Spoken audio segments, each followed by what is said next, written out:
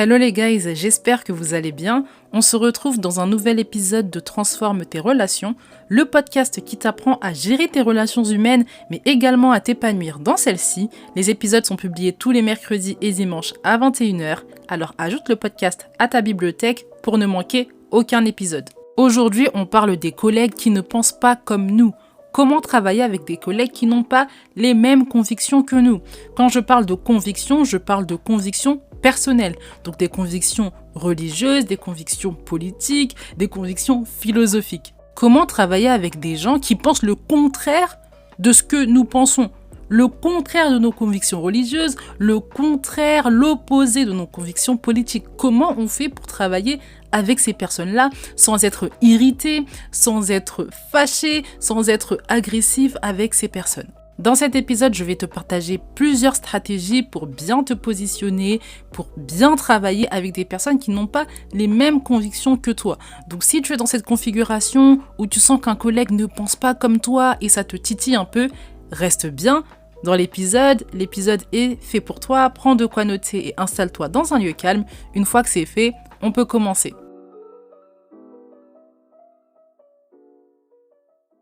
Avant d'entrer dans le vif du sujet, j'aimerais partager avec toi les points préliminaires. Premier point, le prochain article sera envoyé le 27 octobre, le dimanche 27 octobre, et on parlera de la gestion de conflits. Donc si tu as du mal avec la gestion de conflits, si tu as du mal avec la gestion du désaccord, je t'invite vraiment à t'inscrire à la newsletter avant dimanche. Le lien est en description. Deuxième point, les appels téléphoniques sont ouverts. Donc si tu es dans une situation difficile au travail, avec tes collègues, avec tes supérieurs, n'hésite pas à réserver un appel pour qu'on puisse trouver une solution à tout cela. Pareil, tu as le lien en description. Une fois que c'est dit, on peut entrer dans le vif du sujet.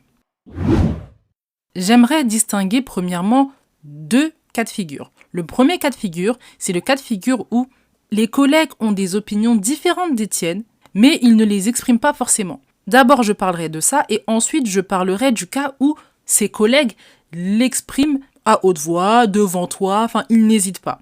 Donc, le premier cas de figure, les collègues qui n'expriment pas leurs opinions. La première stratégie qui peut t'aider pour travailler avec des collègues qui n'ont pas les mêmes opinions que toi, mais qui ne l'expriment pas forcément, c'est de te rappeler que ce ne sont pas tes amis. Ce sont tes collègues de travail, ce ne sont pas tes amis. Tu ne les as pas choisis, on te les a imposés. Donc forcément, ils ne pensent pas comme toi et ils ont le droit. Ce ne sont pas tes amis, tu ne les as pas choisis. Donc tu peux très bien travailler avec des collègues qui ne pensent pas comme toi. Le problème survient quand tu commences à croire que tes collègues sont tes amis. Et donc forcément, tes amis doivent quand même penser comme toi sur des choses que tu estimes importantes. La philosophie, la religion si tu es croyant, le politique. En amitié, c'est tout à fait compréhensible de vouloir se détacher d'une personne qui ne pense pas comme nous dans les grandes lignes et dans les choses qui sont importantes pour nous. Mais dans le monde du travail, ce n'est pas du tout la bonne pensée. Tu vas t'isoler de certains collègues parce que vous ne pensez pas la même chose niveau politique, religieux et autres. Mais est-ce que vous êtes payé pour penser pareil? Absolument pas. Vous êtes payé pour travailler, vous êtes payé pour rapporter de l'argent, vous êtes payé pour rapporter la clientèle, vous êtes payé pour prendre soin des patients, par exemple. Mais vous n'êtes pas payé pour penser pareil. Pour beaucoup de personnes, c'est difficile de bien s'entendre avec des collègues sans devenir amis. Et donc, forcément, c'est plus compliqué après de se dire que je suis avec une personne, je rigole avec une personne qui n'a pas les mêmes convictions que moi. En fait, c'est pas ça le problème. Le problème, c'est que toi, tu la considères comme une amie. Et donc, bien sûr que ça devient dérangeant pour toi que cette personne pense différemment parce que tu le sens à sa manière de vivre. Tu le sais, ça t'embête. Sauf que ce ne sont pas tes amis. Autre point, ça arrive souvent aux personnes qui n'ont pas d'amis en dehors du travail. Et c'est pour ça que je répète tout le temps, ayez des amitiés en dehors du travail. Sinon, vous risquez de confondre amitié et bonne entente. Donc la question que moi j'aimerais te poser, c'est comment tu considères tes collègues de travail? Je ne dis pas que dans le monde du travail, on ne peut considérer personne comme des amis, c'est faux. Ça arrive, mais c'est occasionnel, c'est accidentel. Si tu considères la majeure partie de tes collègues comme tes amis, pour moi c'est problématique. Et c'est la question que tu dois te poser en fait. Est-ce que j'ai tendance à considérer les personnes avec qui je m'entends bien au travail comme mes amis? Et sois honnête avec toi-même, c'est pas la honte. On est tous passés par là. Si on n'a pas ce défaut-là, on en a un autre. Donc n'aie pas honte.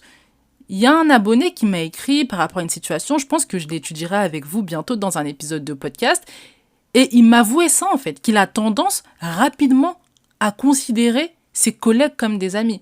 Et c'est vraiment courageux de sa part, d'autant plus que c'est un homme. Et on connaît les hommes dans cette société, le côté un petit peu surviril, on va dire, le côté très détaché des émotions, etc. Là, il a assumé. Et je ne l'ai pas jugé par rapport à ça. Parce que je respecte toujours quelqu'un qui assume et qui veut réellement progresser. Donc pour toi-même, je ne suis même pas là. C'est toi et dans ton fort intérieur, je ne suis même pas là pour te juger. Pose-toi la question, est-ce que j'ai cette tendance à considérer mes collègues comme mes amis? Et ça peut peut-être expliquer pourquoi ça me titille un petit peu, ça me fait un peu mal, quand je sens que on pense pas pareil, quand je me rappelle en fait que on pense pas pareil surtout. Donc la première stratégie quand tu travailles avec des collègues qui n'expriment pas leurs convictions, mais tu sais très bien qu'elles sont contraires aux tiennes, c'est de te souvenir que ce ne sont pas tes amis.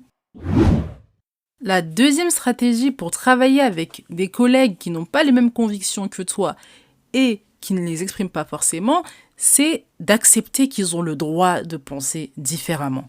On est dans une société, notamment avec les réseaux sociaux, où on est constamment abreuvé de contenu de personnes qui pensent comme nous. Et donc on devient de plus intolérant à ce que les autres pensent, à la manière de penser des autres. Et ça vaut pour toutes les personnes, pour des personnes qui même se disent ouverts d'esprit. Tout de suite, là, tu rencontres quelqu'un de fermé d'esprit. Ton ouverture d'esprit, là, va rester comme elle est ou toi aussi, tu vas commencer à te renfermer, tu vois? Donc, dans un monde où on est abreuvé de contenu, on est abreuvé d'informations qui nous ressemblent, qui nous confortent dans nos idées, c'est plus difficile, en fait, d'accepter que les autres ont le droit de penser comme ils pensent. Et concrètement, ça se matérialise comment? Tu commences à avoir du ressentiment pour certains collègues, tu commences à ne plus être agréable avec certains collègues, à même devenir agressif, violent, alors que cette personne n'a rien fait. Elle ne t'a rien fait à toi particulièrement, mais tu l'assimiles à une idée, tu l'assimiles à une politique, tu l'assimiles à un groupe qui ne te plaît pas. Le conseil que j'aimerais te donner, c'est d'arrêter déjà d'assimiler cette personne à un groupe, à une idée. C'est une personne à part entière. Déjà, premièrement. Deuxièmement, regarde à la relation que vous avez tous les deux. On s'en fiche de ses convictions politiques, religieuses ou autres, d'autant plus qu'elle ne les exprime pas, en fait. Elle n'est pas en train de prendre le mégaphone au travail et d'en parler à tout le monde. C'est une personne qui est plutôt discrète sur ça. Simplement, tu as remarqué certains agissements, une certaine manière de vivre qui montre en fait qu'elle a des convictions. Mais c'est pas quelqu'un qui va en parler ouvertement. Donc regarde à la relation que vous avez tous les deux. Est-ce que cette personne te fait du mal? Est-ce que cette personne a un certain comportement avec toi? Est-ce qu'elle te fait quelque chose en particulier? Si la réponse est non à toutes ces questions, pourquoi tu es agressive avec cette personne? Pourquoi tu es violent avec cette personne? Elle t'a rien fait. On a le droit d'avoir les convictions qu'on a envie d'avoir. En France, en tout cas, c'est comme ça. On est ouvert, tout le monde a le droit d'avoir ses convictions, il y a la liberté d'expression, la liberté de penser, toutes les libertés du monde. On les a. Et pour que chacun exprime sa liberté, il faut que chacun accepte la liberté de l'autre, sinon ça ne fonctionne pas. Et d'ailleurs, tu es libre de faire de cette personne qu'un collègue de travail et pas un ami. À nouveau, ce n'est pas ton ami. Tu as la liberté de penser ce que tu penses. Il y a des personnes, vous avez l'impression que vous n'êtes pas libre de penser ce que vous pensez parce que les autres pensent différemment de vous. Mais vous êtes autant libre que cette personne de penser et vous allez cohabiter comme ça. C'est difficile, c'est pas facile parce qu'on aimerait que les gens pensent comme nous, parce qu'on estime détenir la vérité. Mais notre système n'est pas comme ça. Et ça te permet à toi comme à l'autre de penser ce que vous pensez. Donc, il faut vraiment se calmer par rapport à ce qu'on pense et regarder aux professionnels, regarder à la relation qu'on a avec ce collègue, avec cette collègue en particulier et d'agir en fonction de celle-ci. Donc, sois une personne agréable à tes collègues, même s'ils pensent différemment de toi, ce n'est pas grave. Même s'ils font des choses pour toi qui sont même destructeurs pour leur propre vie, pour leur propre santé, ce n'est pas ton problème. Chacun est adulte. Toi, sois agréable avec tes collègues dans la mesure où ils sont aussi agréables avec toi, en fait. Sois-le.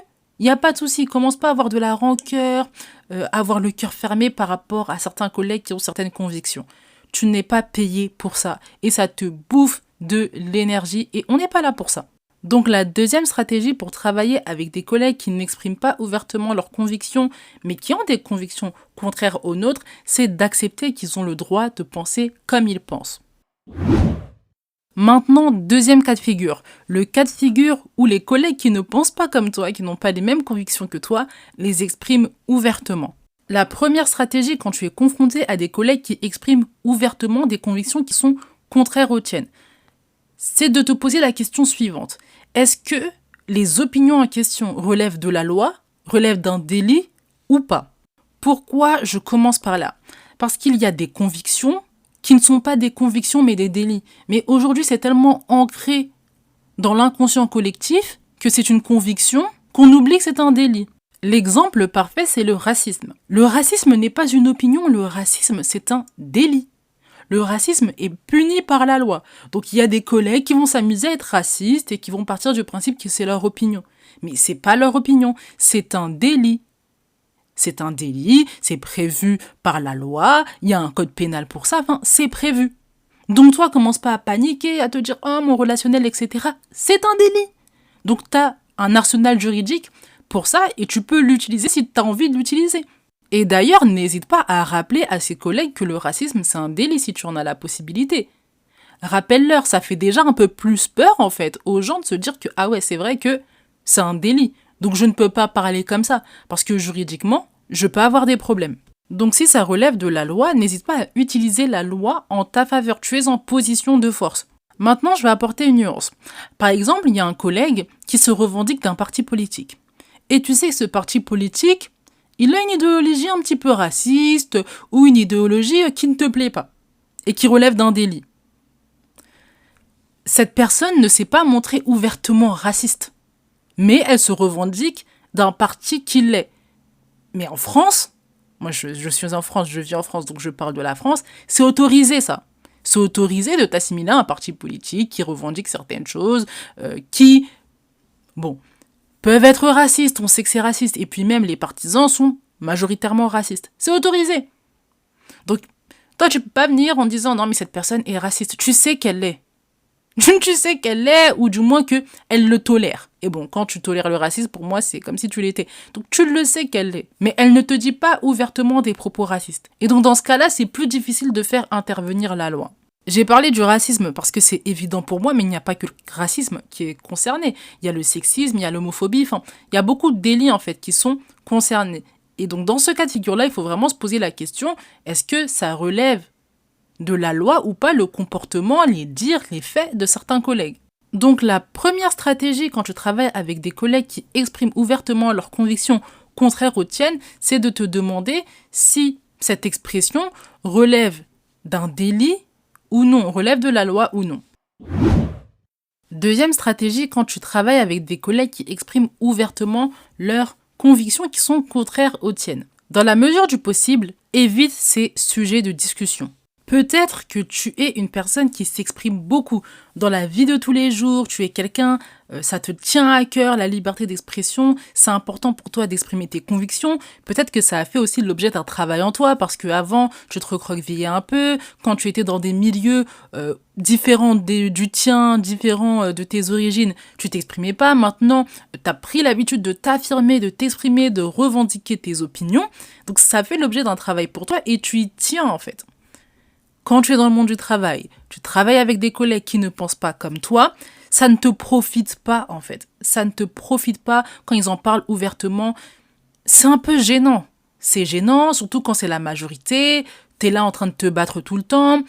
C'est des choses aussi qui sont très sensibles, donc ça peut influer aussi sur le relationnel. Enfin, c'est pas la position la plus confortable. Donc, tant que tu peux, ces sujets de conversation-là, essaye de les éviter. Essaye de les éviter en commençant par parler d'autres choses.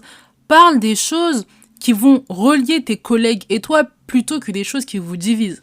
Parler du travail, parler des voyages, parler des séries que vous regardez peut-être en commun, enfin, parler de choses qui vous relient plus, qui vous divisent. Sinon, à nouveau, tu seras dans une position inconfortable. C'est pas plaisant même de toujours aller à la bataille ou même juste de se rappeler en fait que il y a des personnes sur Terre qui pensent pas comme moi alors que moi, je pense détenir la vérité.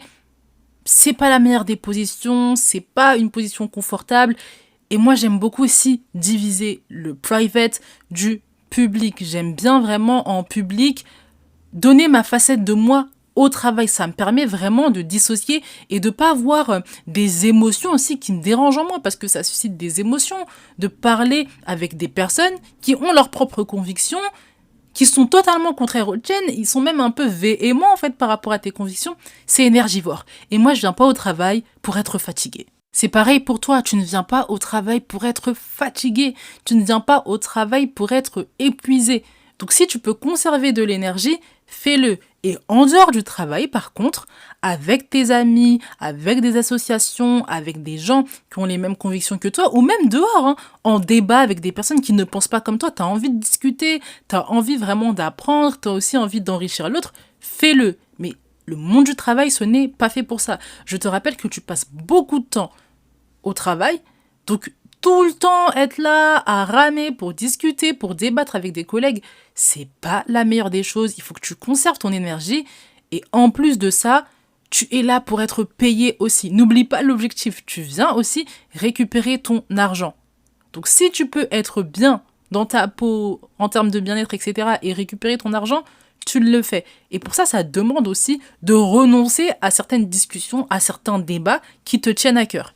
Et un autre conseil, si tes collègues insistent pour débattre avec toi, sens-toi libre de leur dire non, oppose-leur ton refus. Je n'ai pas envie de débattre sur cette question. Point à la ligne.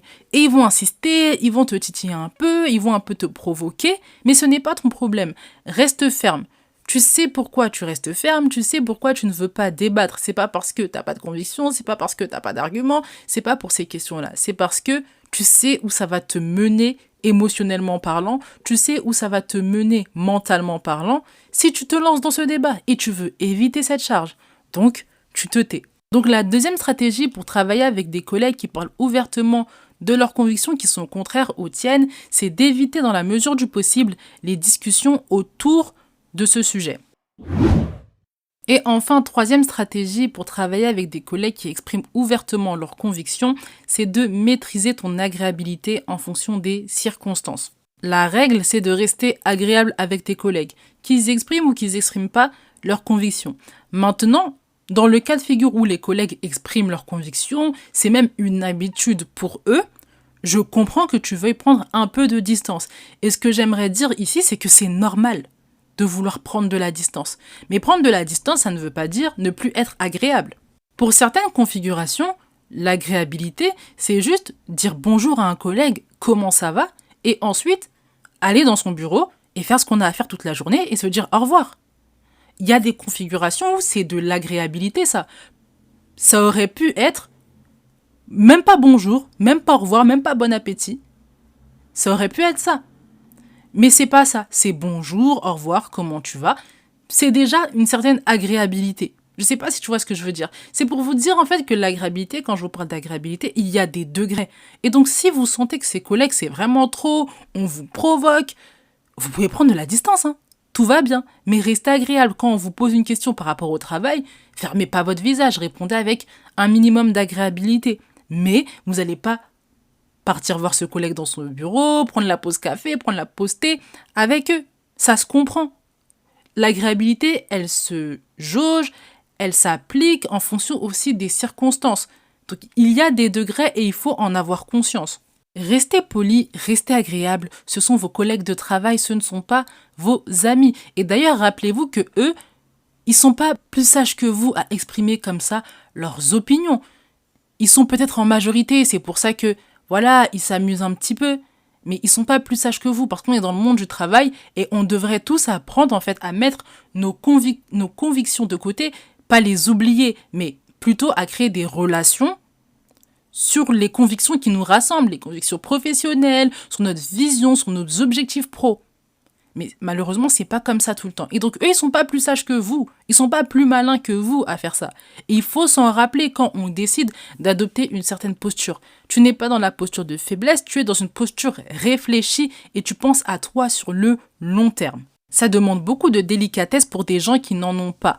Mais c'est pas pour eux que tu le fais, c'est pour toi à nouveau. Donc, prends vraiment le temps de réfléchir à tous les bienfaits que ça va t'apporter, de rester agréable, d'éviter les discussions, toutes ces choses-là, tous les conseils que j'ai donnés, essaye vraiment de réfléchir, de t'imprégner des bénéfices, des bienfaits que ça va avoir, et ensuite tu les appliques.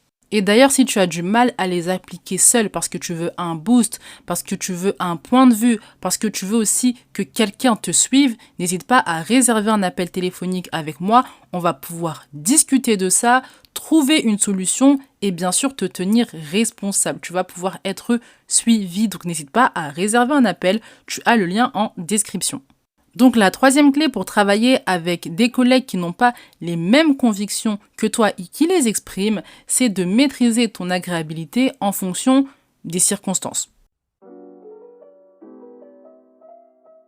L'épisode touche à sa fin, j'espère qu'il t'a plu. On a vu ensemble comment se positionner face à des collègues qui n'ont pas les mêmes convictions personnelles que toi. Rappelle-toi que ça diffère vraiment en fonction de si les convictions sont exprimées ou non. Si l'épisode t'a aidé, je t'invite à le partager à ton entourage et également à mettre les étoiles. N'oublie pas que tu peux t'inscrire à la newsletter avec le lien en description. En attendant, médite bien cet épisode. On se retrouve dans le prochain. Prends soin de toi. Bye!